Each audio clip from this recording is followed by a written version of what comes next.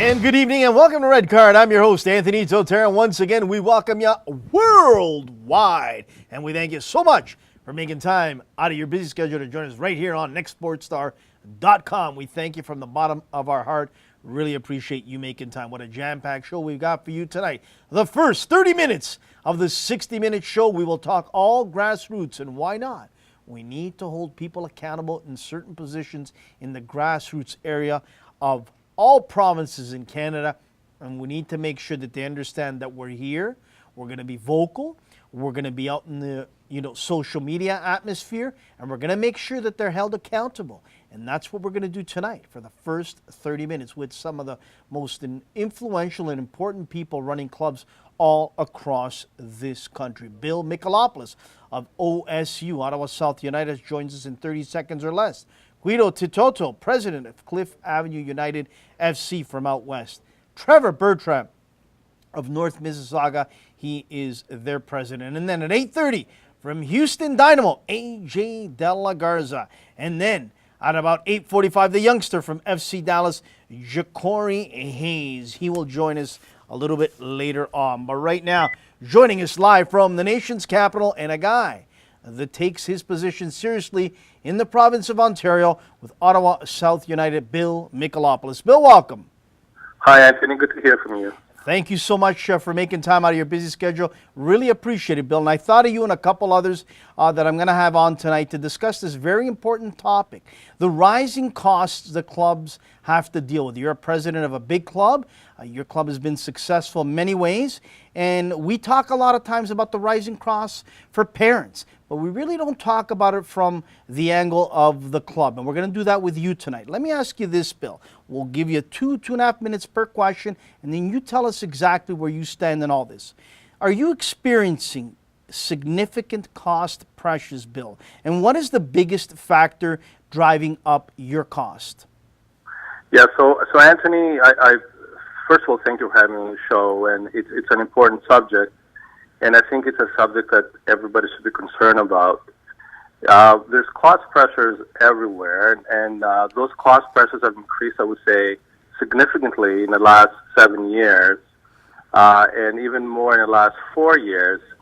And the question is, why are the costs rising? So, depending who you talk to, they give you different answers. My take is that there's a culture of what I call rising expectations. So this culture of rising expectation is driven by the parent in many ways, who are expecting return on investment in terms of how the kids spend their time. So there's higher pressure on the clubs to have better programs, better coaching, better facilities, better infrastructure. Therefore, the clubs have to do better, and there you go. You have to become a professional. You have to come up with better programs, better infrastructure. So it becomes a kind of a vicious cycle. So the costs do go up. So those costs have to be borne by somebody. Bill, let me ask you this. Some of these cost increases are passed on to the participants. Has this had an impact on participation rates? From the development ages to the competitive ages, let's say all the way up to the elite ages. Yeah, you have to look. Yeah, you have to look at from a broad spectrum. So if I look at a club is made up from different segments. So if we take, for example, let's label recreational soccer. I would say the costs related to recreational soccer are still quite competitive relative to other sports.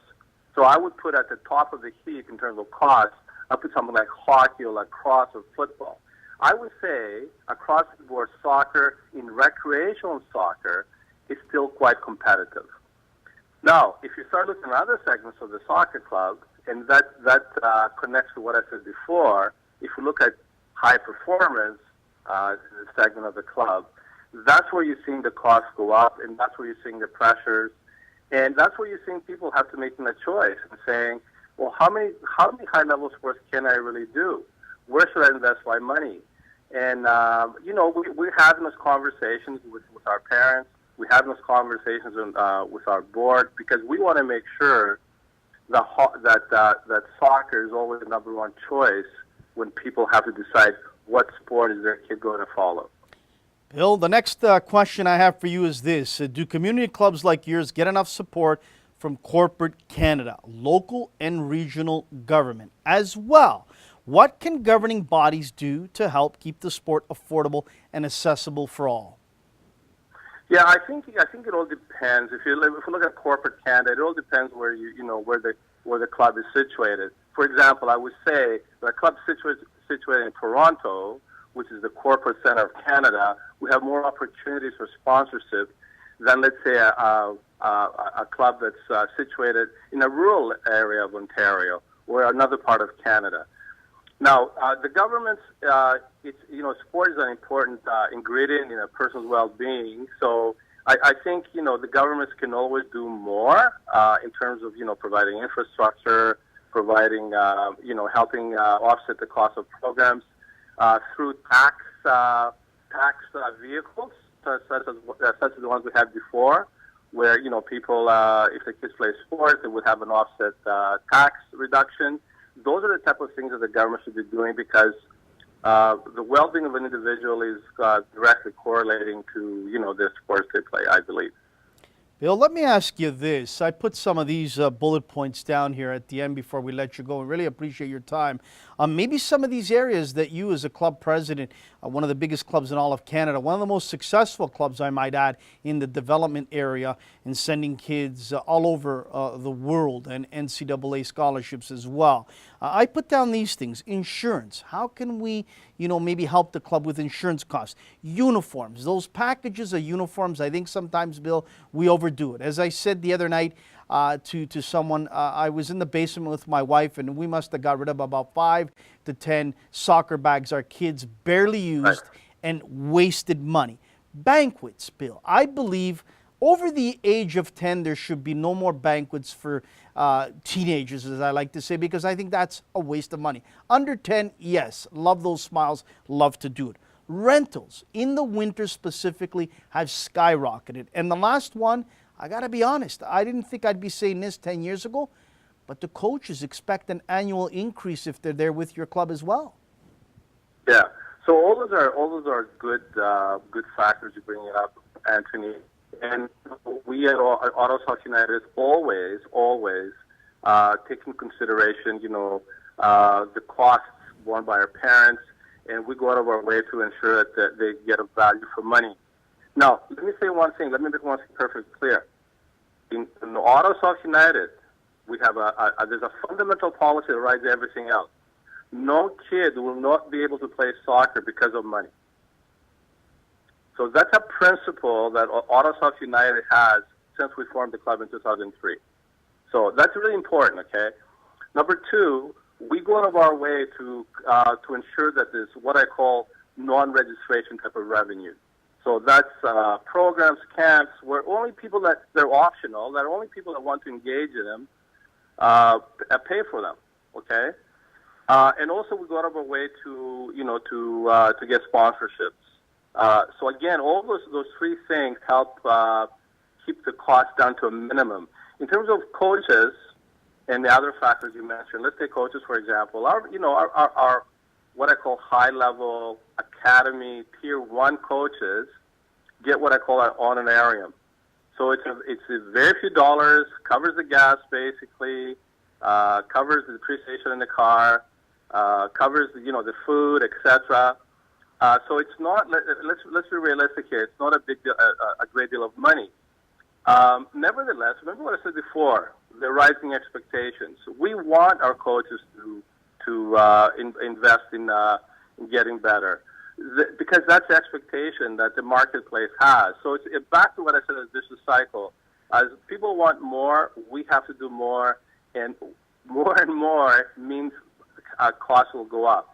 Nevertheless, we as a club, because we know we're in a competitive space, there's other sports that are in the same situation. This is a general issue, a general problem across all sports, what I call the sports industry and commercialization of the sports industry. We're very conscious of the cost. And back to what I said before, at Auto Sox United, the board spends a lot of time and effort to ensure that the price point that the parents pay reflects the services they get. So back to what I said. Recreational, I think soccer is extremely competitive against any sport in Canada. Then we have high performance and the rising expectations that parents have, that we all have, that the governing bodies have. The costs have increased there because people want more and want the best, basically. So that's where we are. Bill, in a minute or less, give a couple highlights from your club this summer that you really are proud of. Wow, there's so many. To me, the highlights are always related to the kids. We've had a couple girls that engaged with the Canadian national youth team. We have a couple of our boys who went to the Vancouver Whitecaps Academy. We had a couple other boys who went to Toronto FC Academy. So there you go. There's some of the highlights. We're proud of all the kids that just play for fun, and the kids that are able to optimize their talent. So we're very happy and very proud how things are going for soccer at OSU. Outstanding, Bill. Thanks again for making a time out of your busy schedule, and thanks again for doing what you do, because you are a volunteer. God bless, and keep up the good work out in the nation's capital, Bill. Thanks, Anthony. Take care. That is Bill Michalopoulos, a class act. He runs a classy club there.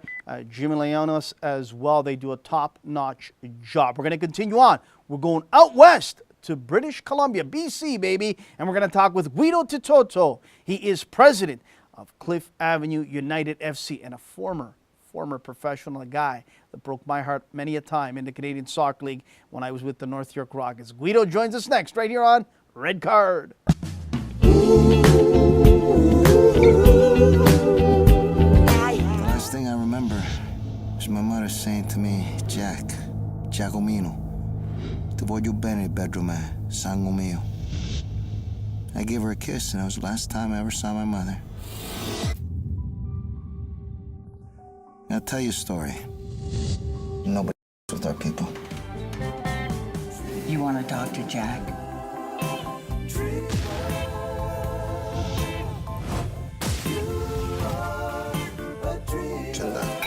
I sell speed. I sell adrenaline. Hey, I got enough trombone players in my band. How are you, Jack? Everything all right? I love to shoot. First, what you do is you pull your intestines out of your ass, and you tie them in a Windsor knot around your neck, and then you talk to Jack. You're a good man. Make no mistake.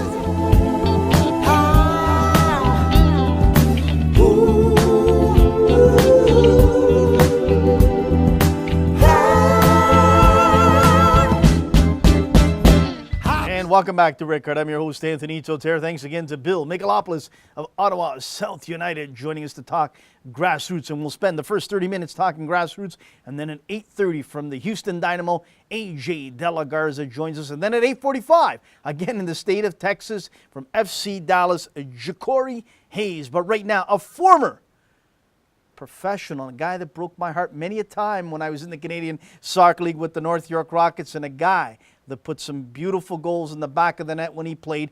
Guido Titoto, president of Cliff Avenue United FC. Guido, welcome. Wow, thank you. That's a really nice intro. Appreciate it. Well, you deserve it. As I said, you broke my heart many a time playing in the Canadian Soccer League. And just before we get you talking grassroots, let's talk about some of those memories, Guido, of the Canadian Soccer League in Vancouver, and now with the talk of the Canadian Premier League. What are your thoughts on that for the Canadian player and Canadian coach? Yeah, you know what? It's great that you bring that up, because I still have fond memories from back in the day. I spent 8 years playing for the Vancouver 86ers back in the day, and we had a exceptional talent level on the team, and getting a chance to play at a professional level in my hometown, getting across Canada and into the States when we expanded down there, it was pretty cool and a pretty neat experience. I was the youngest player in the league when I started. And it was a great experience, and I'm still involved in the game. Like I said, I coach my two sons, and I still play men's soccer, and I'm involved with our club here at Cliff Avenue United as the president of the club. So it's kind of nice to give back to the club that actually I grew up played my youth soccer with. So it's kind of coming all around for me, which is great. And what's your thoughts on the Canadian Premier League and launching soon and giving space and spots to Canadian players and coaches? You know what? I'm all for that.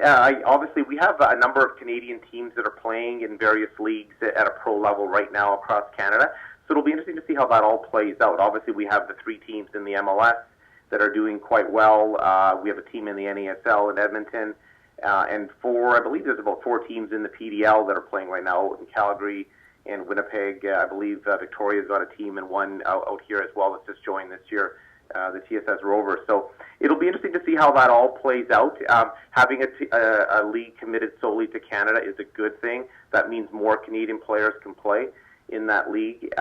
It'll just be interesting how that all plays out with the existing teams that we have already. And there's a total of about 11 teams already playing pro soccer in Canada. Outstanding, Guido. So let's get to it. There's 3 questions I want to pose to you. We'll spend 2.5 minutes each one of them, and at the end, some closing comments. So here we go. Are you experiencing significant cost pressures with your club? And what is the biggest factor driving up cost? Good question. Tough question to start, right? So with our club, we've got about 2,000 players at our club, both boys and girls, from the age of U5 to U18. And we've been around 60 years now. I've been involved with the club for about 8 years, and as the president on the board as well. I'd say the costs that we've seen that have started to increase a bit are from a field perspective. Again, minimal costs each year, but they do add up. Additionally, there's fees to register players that we pay to our district and also to BC Soccer as well.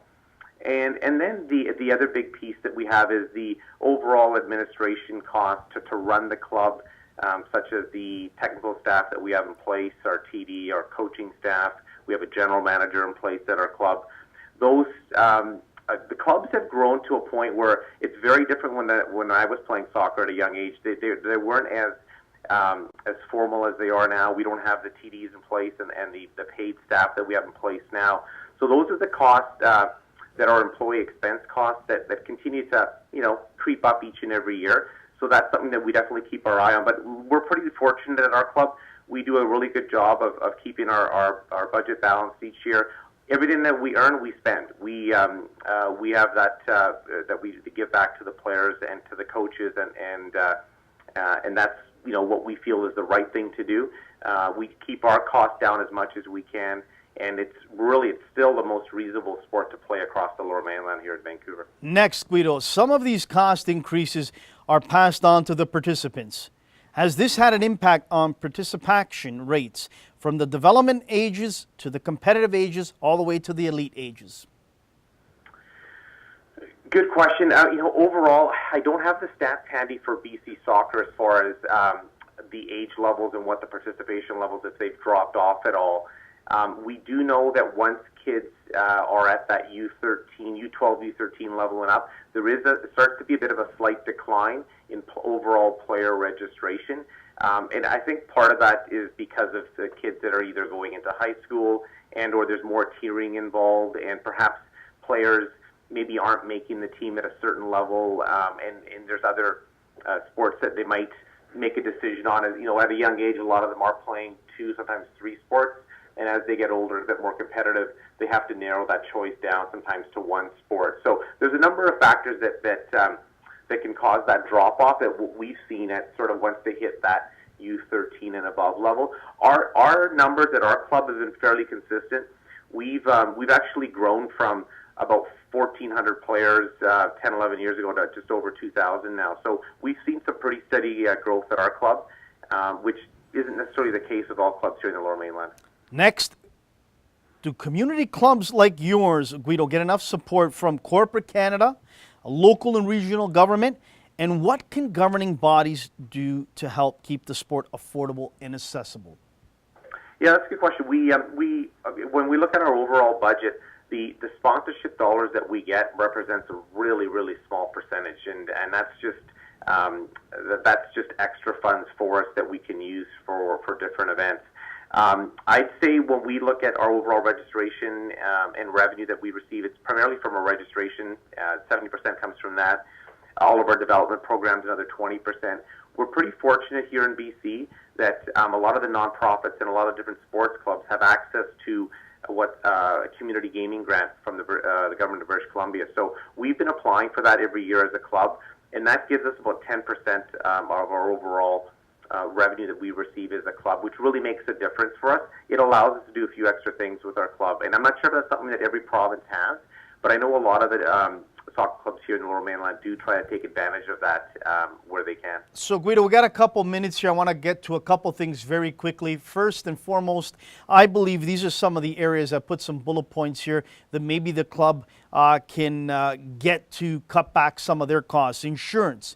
Maybe go at the insurance companies to get the best and cheapest rate possible with a complete coverage. Uniforms. I feel sometimes we're just overdoing it for these kids. We're dressing them in 3-4 different styles, bags, you name it. I feel they can cut back their banquets, Guido. I believe under the ages of 10, yes, banquets. I love the smiles on the kids. 10 and up, no need for it whatsoever. Rentals in the winter season, in the cold months, you're lucky. You're in a climate that you can save some money, but the fees there are astronomical. How do we go about with that? And lastly, of course, coaches. They come knocking on the door, and rightfully so. They want a little bit more at the end of the year. Your thoughts?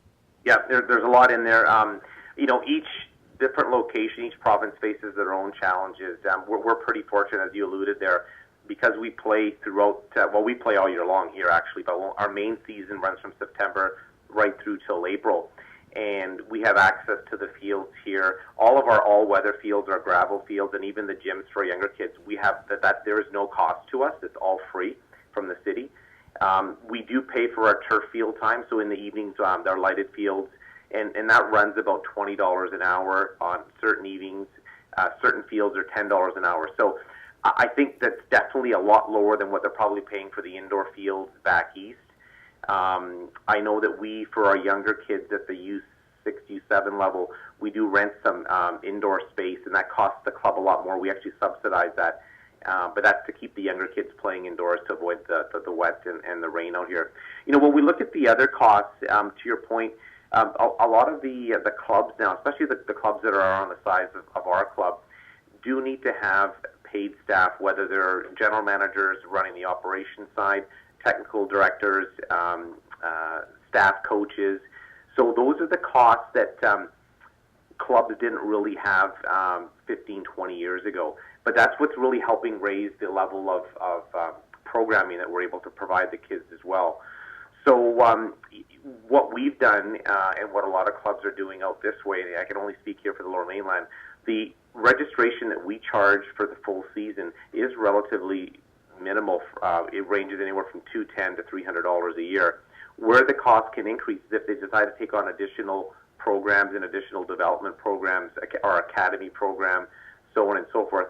Those dollars, those programs can run an extra couple $100 each.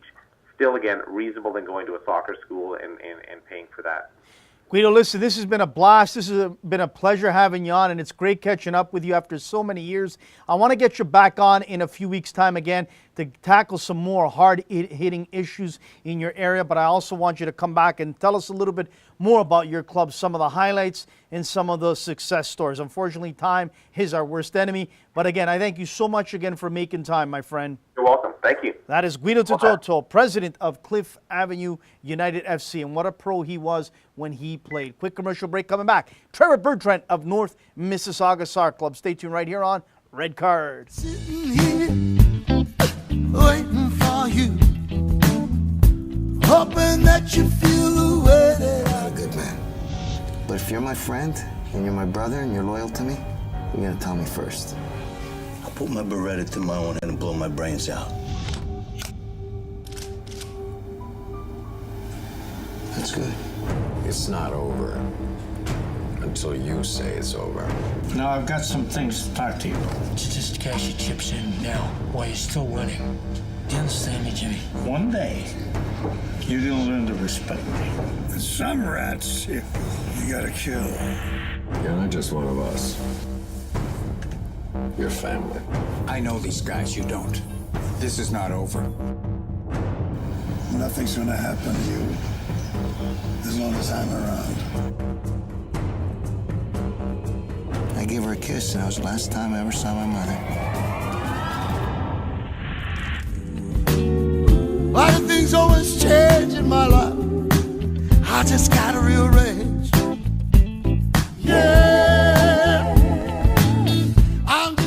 Welcome back to Red Card. I'm your host, Anthony Totera. And unfortunately, we just lost the line there with Trevor Bertrand in North Mississauga. I understand he's at BMO watching TFC getting spanked early in this first half against the Montreal Impact, who need the points there desperately. Our producer will try and connect with him right again now.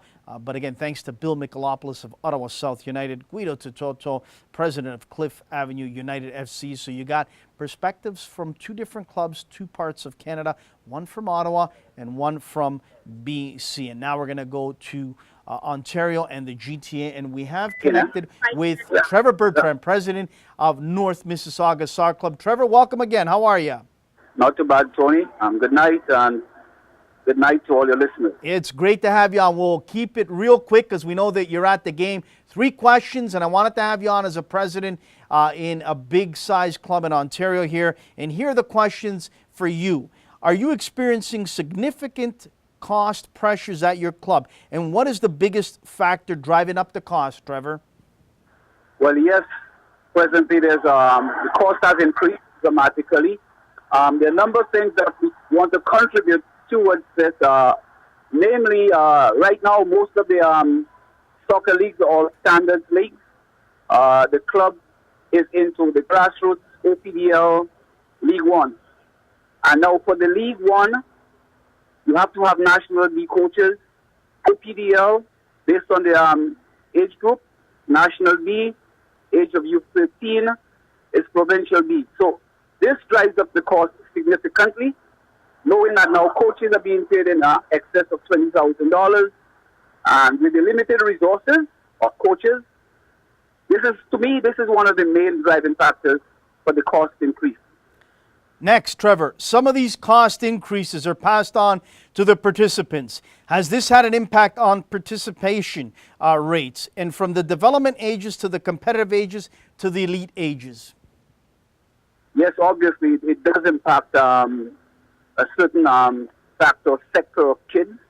Namely, we look at low income, single moms, single dads. There's a lot of talent, raw talent within those age groups. And the cost, as it is today, to play OPDL would restrict that. I know that there are programs for subsidizing, but it still isn't sufficient. When you put in all the costs associated with travel, hotel, it becomes impossible for these kids. And that's the reason why a lot of them have to play at the lower levels, not get recognized or ID'd. And I think that's the reason for a lot of good raw talent being gone by the wayside.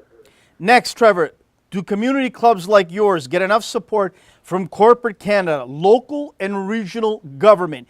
And what can governing bodies do to help keep the sport affordable and accessible?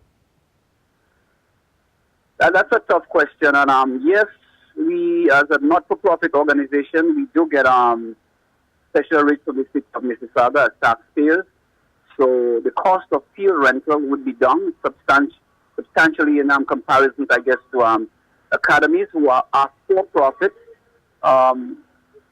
Sponsorship has been a problem. Corporate sponsorship has been an issue.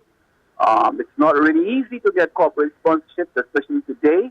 So these things all add up, Tony, and it's tough. But as a club, what we're trying to do is to be fiscally prudent. And we have within our own organization set up funds or allocated funds in the budget to assist these type of kids. And that's where we are. Trevor, we only got a couple minutes. I'll make it quick. I put some bullet points down where I believe the club should really try and get a better price unit on, such as insurance, thousands of dollars a year spent on insurance, uniform packages. I think sometimes we overdo it. Too many parts to the uniform that really you don't end up using, and it could be used for 2-3 years at a time. Banquets, Trevor. I believe under the ages of 10, have banquets. 10 and up, no need. And then rentals in the winter season are astronomical. Your thoughts? Yes, Tony. I would say yes, that's correct. Uniforms, yes. To be quite honest, there are a lot of uniforms pieces of the kit that could be utilized for a period of 2 years. As a club, we are presently looking at that. We actually do it with our home uniform, which is cut and sew. So this, yes, is a factor. But it's tough. It's tough, Tony, to be very honest with you. Being where I am, as the president of Northnest, we are constantly looking for ways to keep the fees as low as possible. And this is one of my commitments, to try to make this sport affordable to everybody. You talked about insurance, and I'm going to be straight up with this. And I have researched insurance for the teams and the clubs, and I think our governing bodies could do a lot better in what they charge presently as to what, if we have to go directly, that we would pay as a club. The savings would be astronomical. Okay, so this is another thing I think the governing bodies, if they are looking at keeping costs down, you know. Again, Tony, I'm going to be straight and direct and honest. It's like you have a contract and you have a lot of middle people in between, so everybody's got to get a piece of it. And I think this is something the clubs should be allowed to look after their own athletes, purchase the insurance. If you want to set guidelines as to what we obtain in the policy, we'd be good with this, but this could keep the cost down to players substantially. Trevor, 30 seconds or less. Give us a couple highlights of the wonderful summer season that wrapped up at your club. Quickly. Well, we've had a good season. I mean, we have the League One girls presently sitting 1 point back in second place. We've had a team, under 17 boys, on to the national championships. We have OPDL, the OPDL teams are doing pretty good at the ages of 15. So I think it's a pretty productive club. But Tony, most of all, for the club, where I want the club to hold its identity is in the quality of the programs we offer to the youth players at the grassroots level. I think this will identify where we are and who we are and what we stand for. Well said, Trevor. Listen, keep up the good work. We'll connect again. Enjoy the rest of the game. I know it's not been a good first half down there for TFC, but again, thanks for being honest and shooting straight as you've always done. Keep up the good work, Trevor. Thank you, Tony. I'm never afraid of the truth. Absolutely. Absolutely. Trevor Bertrand, president of North Mississauga. Quick commercial break. Coming back, AJ De La Garza of the Houston Dynamo. Stay tuned right here on Red Card.